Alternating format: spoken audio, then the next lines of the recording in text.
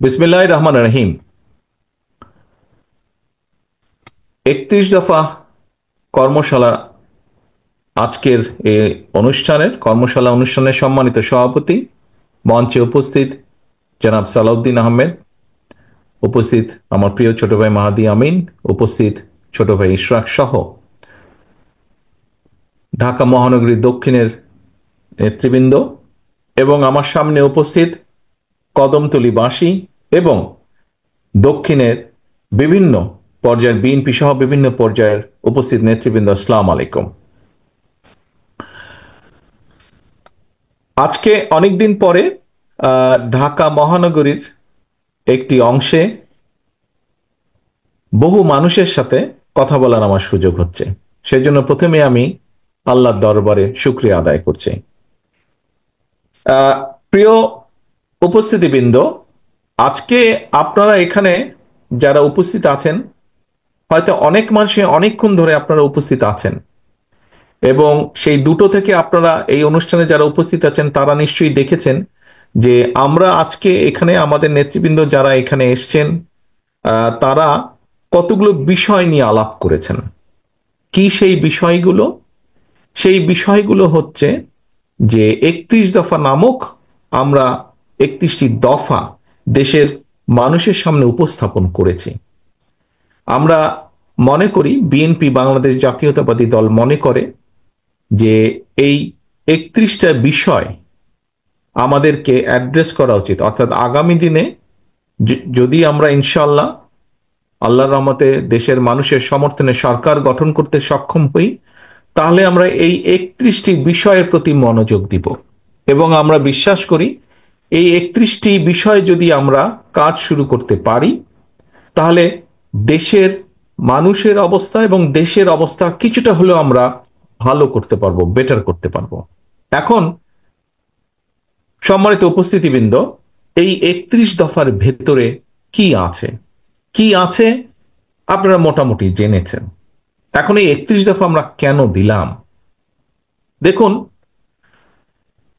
BNP একটি রাজনৈতিক দল। এই দলটি রাজনীতি করে বাংলাদেশের জন্য। এই দলটির রাজনীতির লক্ষ্য উদ্দেশ্য হচ্ছে বাংলাদেশের মানুষের জন্য, বাংলাদেশের মানুষের জন্য কিছু করা। এখানে বেশ অনেক মুরব্বী বসে আছেন, আমি দেখছি। মুরব্বী যারা আছেন আপনাদের নিশ্চয়ই খেয়াল আছে, শহীদ রাষ্ট্রপতি জিয়াউর রহমান যখন দেশের দায়িত্বভার গ্রহণ করেন তারপরে কতগুলো পরিবর্তন এসেছিল। তার মধ্যে একটি দুইটি পরিবর্তন যদি আমরা আলোচনা করি, প্রথম পরিবর্তনই হচ্ছে দেশের আইন শৃঙ্খলার উন্নয়ন। দ্বিতীয় আরেকটি বড় পরিবর্তন হচ্ছে যে 74 সালে যেই দুর্ভিক্ষে লক্ষ লক্ষ মানুষ না খেতে পেয়ে মারা গিয়েছিল, শহীদ জিয়ার সময় খাল খননের মাধ্যমে খাদ্য উৎপাদন বৃদ্ধি করা হয়েছিল যাতে করে খাদ্যের অভাবে মানুষ মারা না যায়। এর পরবর্তীতে আরো ইতিহাস গড়িয়েছে, সময় গড়িয়েছে, গণতন্ত্রের চর্চা হয়েছে, বাধাগ্রস্ত হয়েছে, স্বৈরাচার জোর করে ক্ষমতা দখল করেছে, আন্দোলন হয়েছে, আন্দোলনে জনগণের বিজয় হয়েছে। সেই বিজয়ে জনগণ আবার 91 সালে বিএনপিকে দায়িত্ব দিয়েছেন। বিএনপিকে দায়িত্ব দেওয়ার পরে দেশনেত্রী খালেদা জিয়া দায়িত্বভার গ্রহণ করেছে। তখনও আমরা দেখেছি কিছু পরিবর্তন হয়েছে। কি পরিবর্তন? এগোনোর চেষ্টা করেছে দেশ সামনে। আমরা দেখেছি নারীদের শিক্ষার ব্যাপারে একটি যুগান্তকারী পদক্ষেপ গ্রহণ করা হয়েছে। আমরা দেখেছি যে কিভাবে শিল্প কারখানার প্রসার লাভ করেছিল বেকারদের কর্মসংস্থানের জন্য। প্রিয় উপস্থিতিবৃন্দ, আমাদের লক্ষ্য যেহেতু, অর্থাৎ বাংলাদেশ জাতীয়তাবাদী দল বিএনপির লক্ষ্য এবং উদ্দেশ্য হচ্ছে দেশ এবং দেশের মানুষ, কাজেই যখন বিগত 15 বছর বাংলাদেশের মানুষ স্বৈরাচারের বিরুদ্ধে লড়াই করছিল, তাদের রাজনৈতিক অধিকার প্রতিষ্ঠার জন্য, তাদের ভোটের অধিকার প্রতিষ্ঠার জন্য, তাদের বাক স্বাধীনতার জন্য, সর্বোপরি জনগণের অর্থনৈতিক মুক্তির জন্য যখন সংগ্রাম করছিল, সেই সময় সকল বিষয় বিবেচনায় রেখে বাংলাদেশ জাতীয়তাবাদী দল আমরা প্রথমে 27 দফা ঘোষণা করেছিলাম। তার পরবর্তীতে বিভিন্ন রাজনৈতিক দল যাদেরকে সাথে নিয়ে বিএনপি যারা বিএনপির সাথে অথবা বিএনপি যাদেরকে সাথে নিয়ে স্বৈরাচার বিরোধী আন্দোলনে নেতৃত্ব দিচ্ছিল, স্বৈরাচার বিরোধী আন্দোলনে মাঠে ছিল, তাদেরকে সাথে নিয়ে আমরা 31 দফা পরবর্তীতে ঘোষণা করি। এবং এই 31 দফা সংস্কার কর্মসূচি বলেন বা দেশ উন্নয়ন কর্মসূচি বলেন, যেভাবেই আমরা বলি না কেন, এটি আমরা এমন এক সময় দিয়েছিলাম, এমন এক সময় জাতির সামনে আমরা উপস্থাপন করেছিলাম আজ থেকে 2-2.5 বছর আগে, যখন বর্তমানে অনেক মানুষকে আমরা দেখছি যারা সংস্কার সংস্কার করছেন, প্রতিদিন প্রতিনিয়ত সংস্কারের কথা বলছেন। সেই সময় এই মানুষগুলোর মুখে সেই স্বৈরাচারের বিরুদ্ধে সাহস করে দাঁড়িয়ে কোনো সংস্কারের কথা আমরা বলতে শুনিনি। তখন কিন্তু শুধু বিএনপি বলেছিল, বিএনপির নেতাকর্মীরাই বলেছিল সংস্কারের কথা। তবে আজকে যারা সংস্কারের কথা বলছেন, আমরা তাদেরকে আন্তরিকভাবে ধন্যবাদ জানাই। তখন হয়তো বলেননি, কিন্তু এখন বলছেন, তাদেরকে আমরা আন্তরিকভাবে ধন্যবাদ জানাই। কারণ আমরা যেই কাজটি 2 বছর আগে থেকে শুরু করেছিলাম, যখন আমরা জানতাম যে এই স্বৈরাচারের পতন হবে, হয়তো আমরা অগাস্টের 5 তারিখটি জানতাম না, কিন্তু আমাদের দৃঢ় বিশ্বাস ছিল যে স্বৈরাচারের পতন আর বেশি দূরে নয়। আমরা দেশের মানুষের সামনে উপস্থাপন করেছিলাম এই 31 দফা। প্রিয় সহকর্মীবৃন্দ, সেই মানুষগুলো যারা আজ সংস্কার প্রস্তাবকে সমর্থন দিচ্ছে, আপনারা নিশ্চয়ই খেয়াল করেছেন, আমরা 2 বছর আগে বলেছি যে একজন ব্যক্তি 2বারের বেশি প্রধানমন্ত্রী হতে পারবে না। 2 বছর পরে আজকের যে এই অন্তর্বর্তীকালীন সরকার, তারা যাদেরকে বিভিন্ন কমিশনের দায়িত্ব দিয়েছে, সেই কমিশন আজকে 2-2.5 বছর পরে একই কথা বলছে।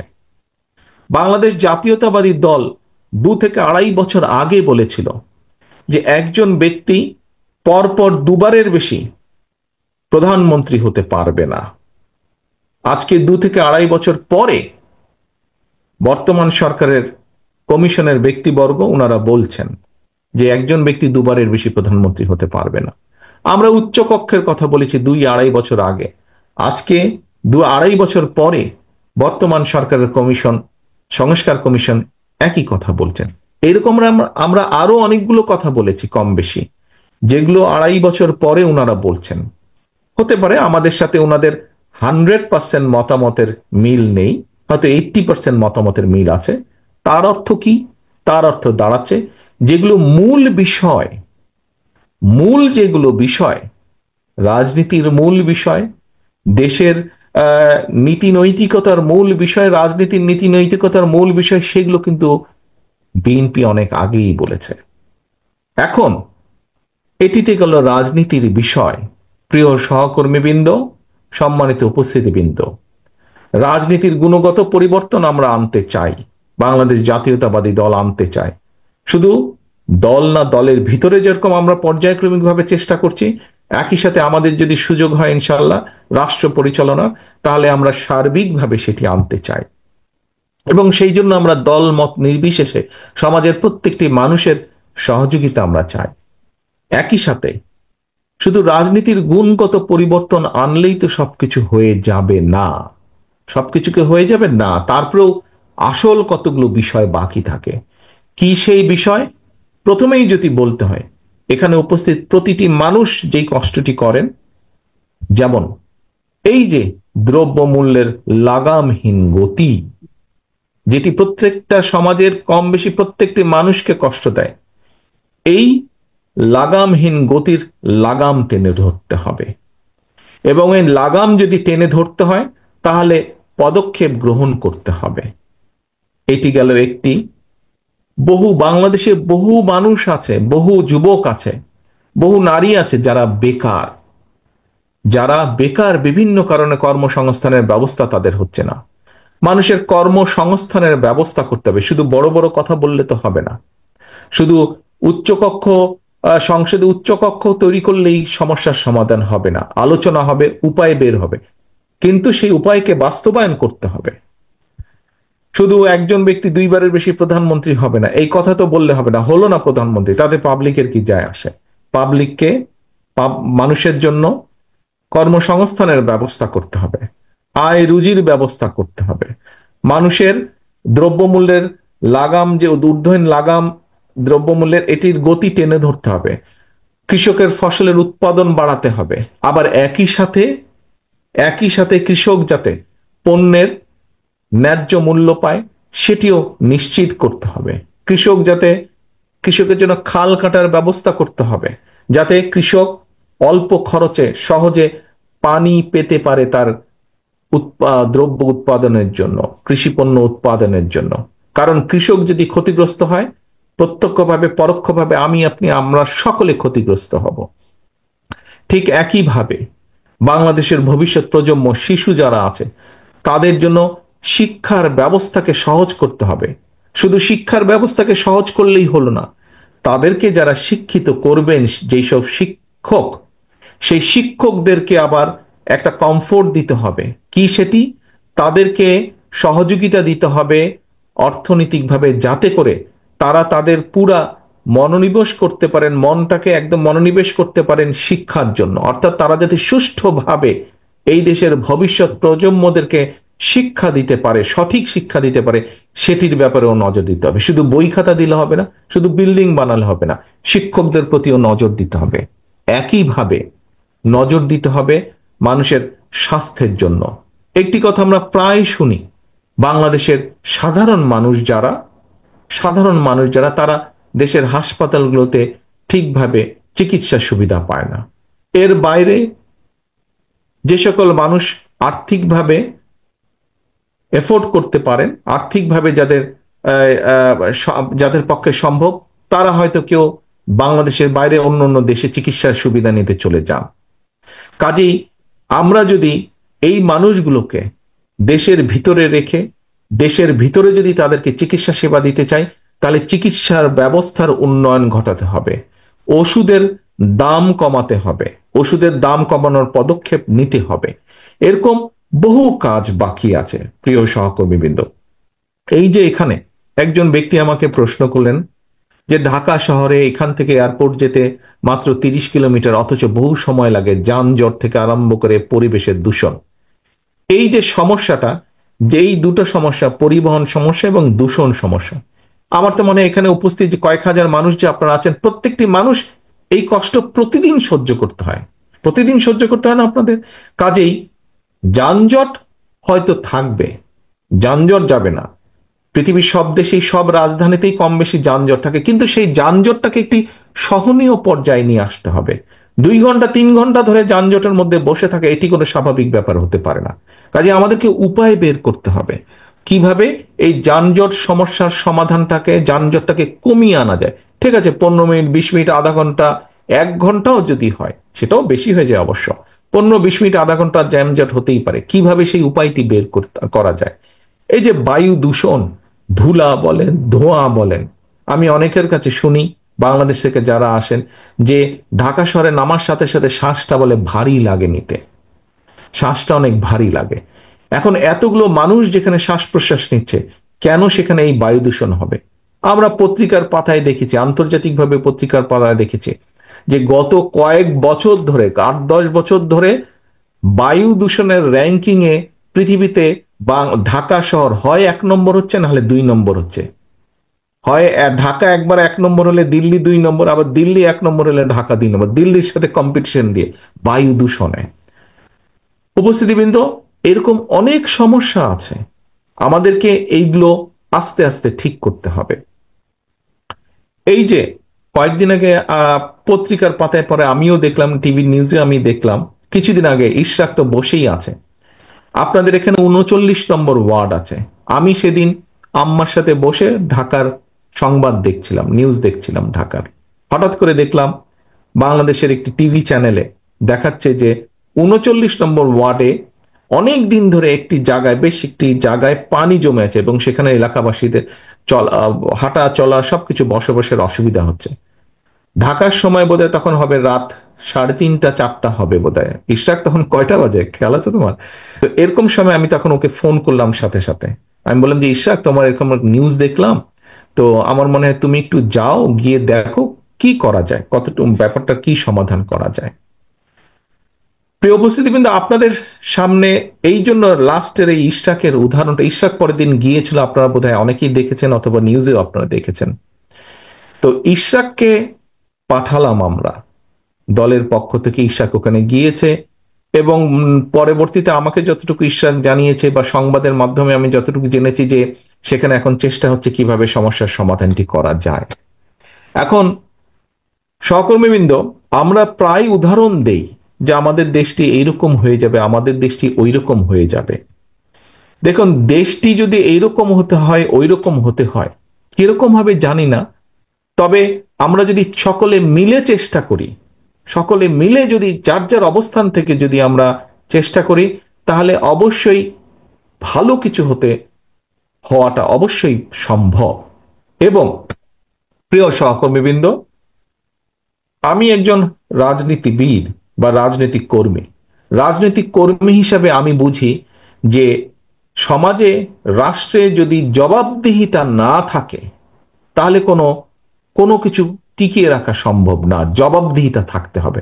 আমাদের সংসারেও কিন্তু জবাবদিহিতা থাকে যে এই কাজটি করা যাবে না, এই কাজটি করলে পানিশমেন্ট পেতে হবে, সন্ধ্যার পরে ভিতরে বাসায় ফিরে আসতে হবে। অর্থাৎ সমাজের কতগুলো, পরিবারের কতগুলো নিয়ম কারণ থাকে, এই নিয়ম কারণের মধ্যে চলতে হয়।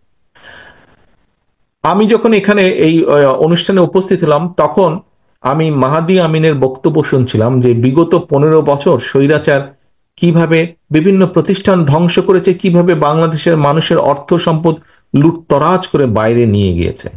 প্রিয় সহকর্মীবৃন্দ, উপস্থিতিবৃন্দ, একটি জবাবদিহিতা ছিল না বলেই এই কাজগুলো করা সম্ভব হয়েছে। আজকে এই যে ইশরাকের যেই ঘটনাটি আমি আপনাদের সামনে তুলে ধরলাম, আজকে যদি সত্যিকার ভাবে সিটি কর্পোরেশনের নির্বাচন হতো, অর্থাৎ আপনাদের ভোটে, মানুষের ভোটে যদি ওয়ার্ড কমিশনার নির্বাচিত হতো, মানুষের ভোটে যদি ঢাকা দক্ষিণের মেয়র নির্বাচিত হতো, তাহলে কি ইশরাকের সেখানে যাওয়ার প্রয়োজন হতো? তাহলে কি সংবাদের দেখে আমার ফোন করার কোনো প্রয়োজন হতো না? কারণ যেই মানুষটিকে আপনারা নির্বাচিত করতেন, সেই মানুষটি আপনাদের কাছে আপনাদের দেখভাল করার জন্য বাধ্য থাকতো। কারণ সে জানতো যে আমি নির্বাচিত হয়েছে মানুষের ভোটে। এখন যদি আমি মানুষের সমস্যার সমাধানের উদ্যোগ গ্রহণ না করি, আমি যদি মানুষের সমস্যার সমাধানের চেষ্টা না করি, তাহলে পরবর্তীতে যে আবার নির্বাচন আছে, ভোট হবে, সেই ভোটে আমি হেরে যাব, সেই ভোটে মানুষ আমাকে ভোট দেবে না। প্রিয় উপস্থিতিবৃন্দ, আমরা চাইছি, বাংলাদেশ জাতীয়তাবাদী দল চাইছে, যার জন্য আমাদের বহু নেতা কর্মী আত্মহুতি দিয়েছে, শহীদ হয়েছে, গুম হয়েছে, খুন হয়েছে। আমাদের সারা দেশে বিএনপি সহ বিরোধী দলীয় অন্যান্য দলেরও বহু লক্ষ লক্ষ নেতাকর্মী অত্যাচারিত হয়েছে, নির্যাতিত হয়েছে। কেন? মানুষের অধিকার, মানুষের অধিকার প্রতিষ্ঠার জন্য। এবং রাজনৈতিকভাবে আমরা প্রায়শ যেসব দেশের উদাহরণ দিয়ে থাকি, আহা ওই দেশটা কি সুন্দর, ওই দেশের সিস্টেম কি ভালো, এই সব দেশেই এই জবাবদিহিতা আছে। জবাবদিহিতা আছে বলেই সেই দেশের সিস্টেমগুলো কাজ করে, সেই দেশের সিস্টেমগুলো সুন্দর। এবং সেই জবাবদিহিতাটা কি? জবাবদিহিতাটা হচ্ছে নির্বাচন। জবাবদিহিতাটা হচ্ছে নির্বাচন। সেটি জাতীয় নির্বাচন হোক, সেটি লোকাল নির্বাচন হোক, সেটি কোনো প্রতিষ্ঠানের নির্বাচন হোক, অর্থাৎ একটি নির্দিষ্ট সময় পর পর নির্বাচন হতে হবে।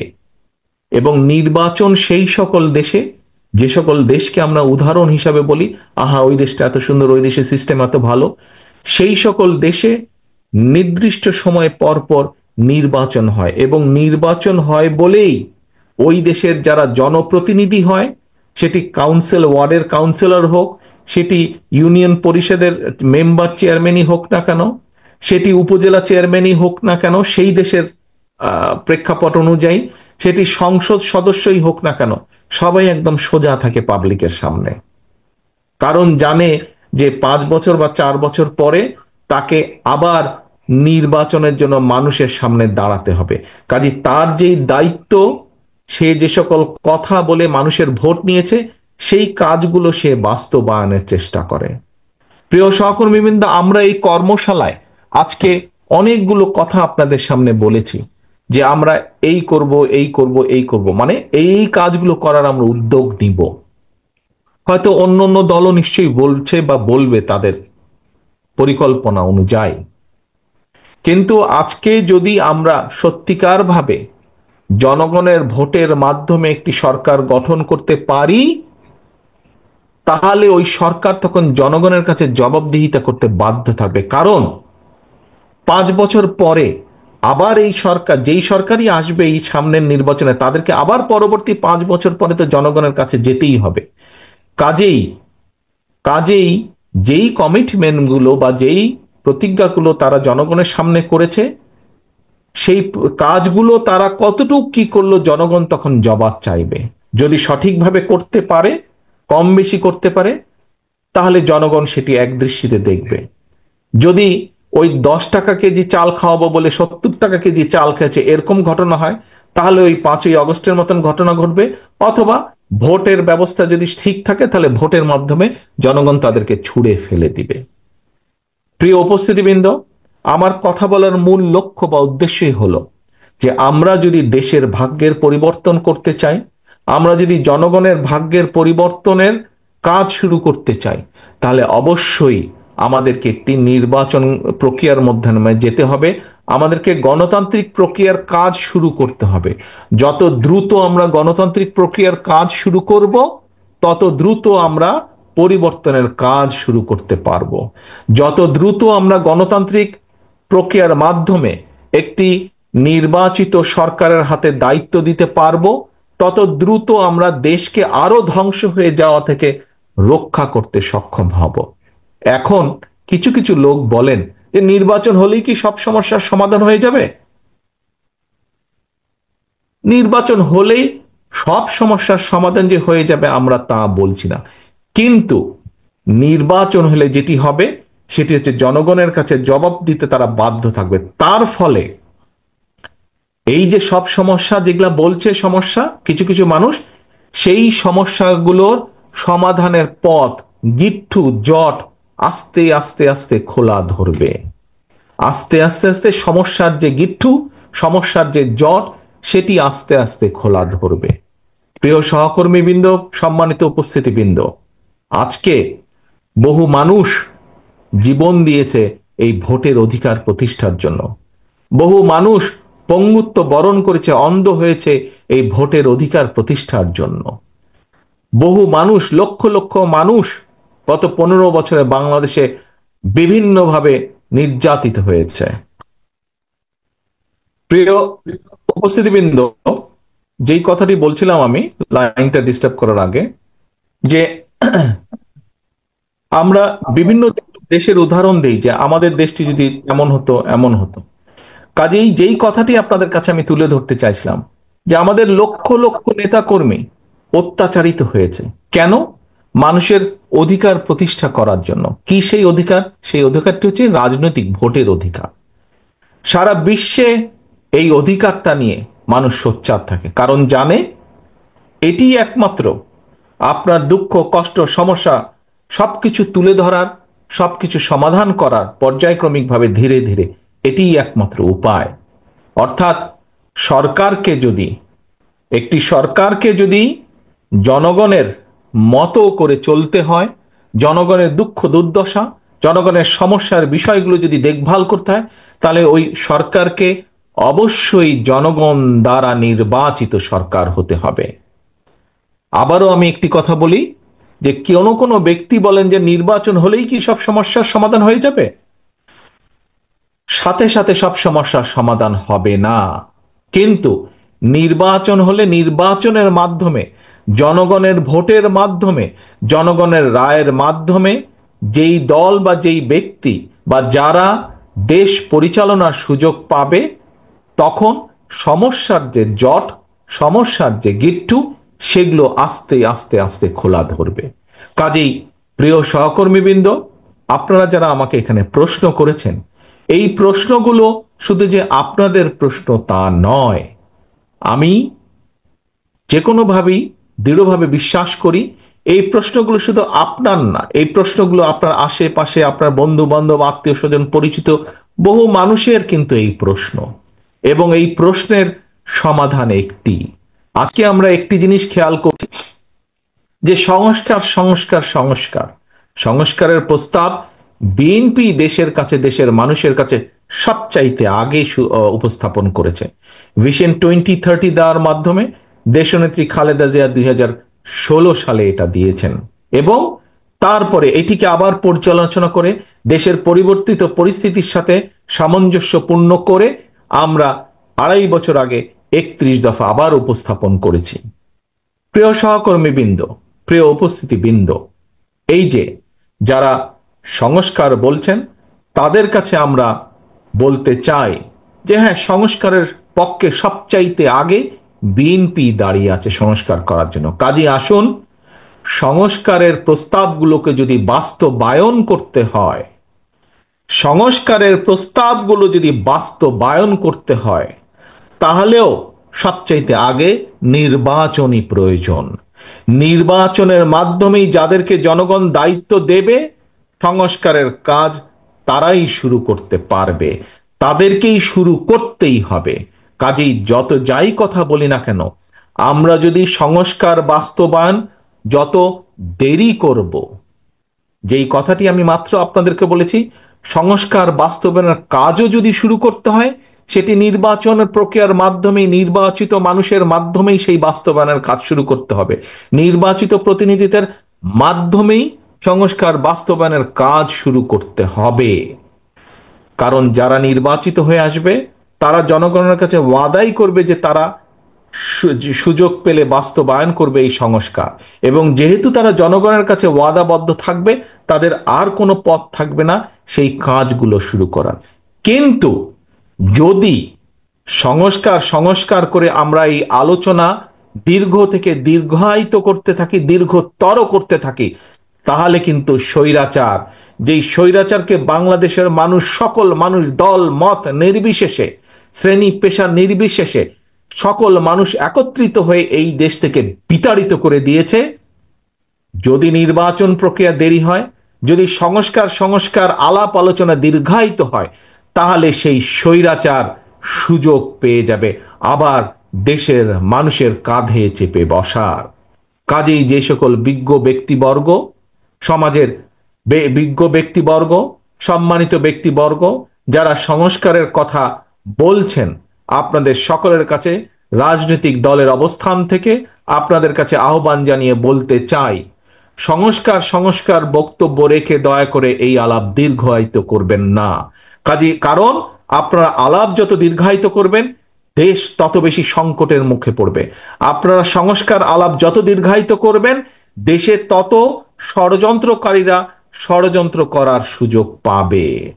সংস্কারকে যত দ্রুত বাস্তবায়ন করা যাবে দেশকে, দেশের মানুষকে তত দ্রুত আমরা বিপদ থেকে রক্ষা করতে পারবো। কাজে আসুন, এই সংস্কারকে বাস্তবায়ন করতে হলে উপায় একটাই, যেই সংস্কার প্রস্তাব বিএনপি দিয়েছে, যেই সংস্কার প্রস্তাব অন্তর্বর্তীকালীন সরকারের কমিশনগুলো তৈরি করে দিয়েছে, যেটাই হোক না কেন, এই সংস্কারকে যদি বাস্তবায়ন করতে হয় নির্বাচন ছাড়া আর কোনো রাস্তা নাই। একটি পথ, নির্বাচন, জনগণের নির্বাচন এবং জনগণের নির্বাচন। প্রিয় উপস্থিতিবৃন্দ, প্রিয় নেতৃবৃন্দ, প্রিয় সহকর্মীবৃন্দ, আসুন আজকের এই কর্মশালার মাধ্যমে আমার দলের নেতাকর্মী আপনারা যারা এখানে উপস্থিত আছেন সকলে মিলে আজকে আমরা এখানে প্রতিজ্ঞা গ্রহণ করি যে বাংলাদেশের মানুষ ইনশাল্লাহ আমাদেরকে সেই সুযোগ দিলে রাষ্ট্র পরিচালনার, আমরা প্রত্যেকে যে যার অবস্থান থেকে যেই সংস্কারের ওয়াদা আমরা জনগণের সামনে দিয়েছি, আমাদের প্রত্যেকের অবস্থান থেকে সেই ওয়াদা পূরণের সর্বোচ্চ আমরা চেষ্টা করব। এই প্রতিজ্ঞা আজকের এই অনুষ্ঠানে আমরা গ্রহণ করি ইনশাআল্লাহ। এই প্রতিজ্ঞা রেখে, এই প্রত্যাশা রেখে আপনাদের সকলের কাছ থেকে আমি বিদায় নিচ্ছি। আল্লাহ হাফেজ। বাংলাদেশ জিন্দাবাদ, বাংলাদেশ জাতীয়তাবাদী দল জিন্দাবাদ।